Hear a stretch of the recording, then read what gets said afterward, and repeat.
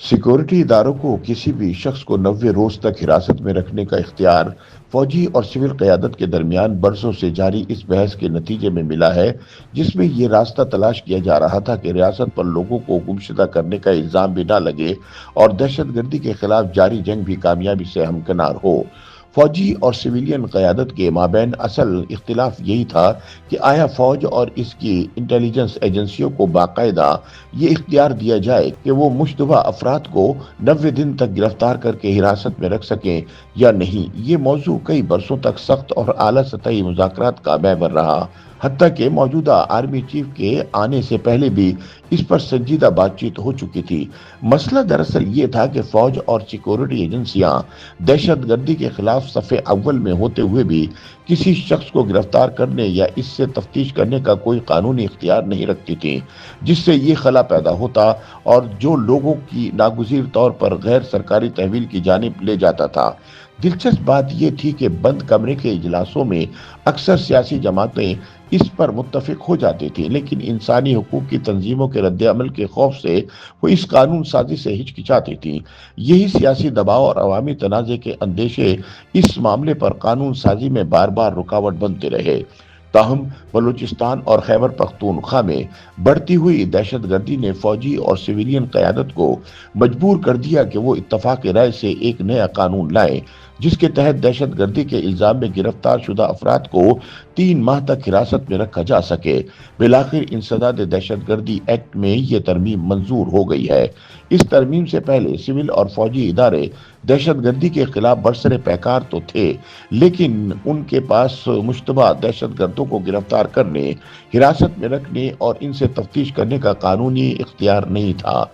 इंसदाद दहशतगर्दी एक्ट में तरमीम के बाद अब सिविल और फौजी कानून नाफिज करने वाले इदारे किसी मुश्तबा दहशतगर्द को बाकायदा गिरफ्तार कर सकेंगे, लेकिन नाक़दीन का कहना है कि नए कानून के जरिए फैसला साजों ने जबरी गुमशुदगियों को कानूनी शक्ल देने का मंसूबा बनाया है।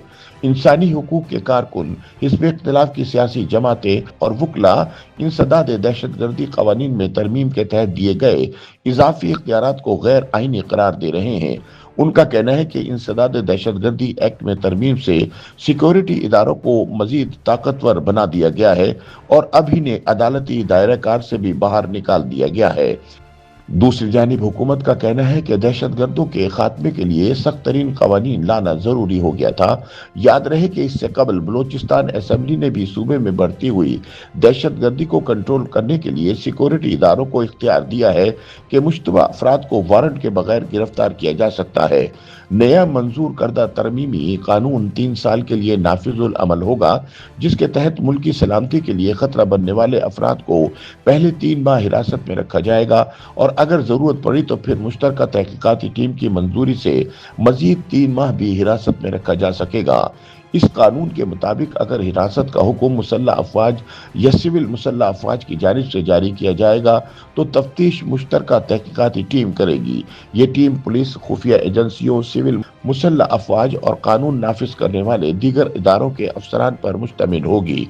वफाकी वजीर दाखिला मोहसिन नकवी ने कौमी असम्बली में जमा कराई गई तरमीम के लिए तहरीरी वजूह में बताया कि मुल्की सलामती को लाहक संगीन खतरात पर मुश्तबा अफराद को तहवील में लेने की इजाज़त इसलिए ज़रूरी है कि दहशतगर्दी के मंसूबों को अमली जामा पहनाने से पहले नाकाम बना दिया जाए। उन्होंने बताया कि इस तरमीमी कानून से कानून नाफिज करने वाले इदारों को दहशतगर्दी के खिलाफ मजीद मौसर कार्रवाइयाँ करने के लिए कानूनी जवाज मिलेगा। YouTube पर गूगली न्यूज देखने के लिए youtube.com की सर्च बार में गूगली न्यूज टीवी टाइप करें। गूगली न्यूज के पेज पर सुर्ख रंग के सब्सक्रिप्शन वाले बटन पर क्लिक करना ना भूलिए। YouTube पेज पर अपलोड होने वाली वीडियोस से बाखबर रहने के लिए बेल आइकन पर क्लिक कीजिए। आपको हर नई वीडियो के बारे में नोटिफिकेशन मौसूल हो जाएगा।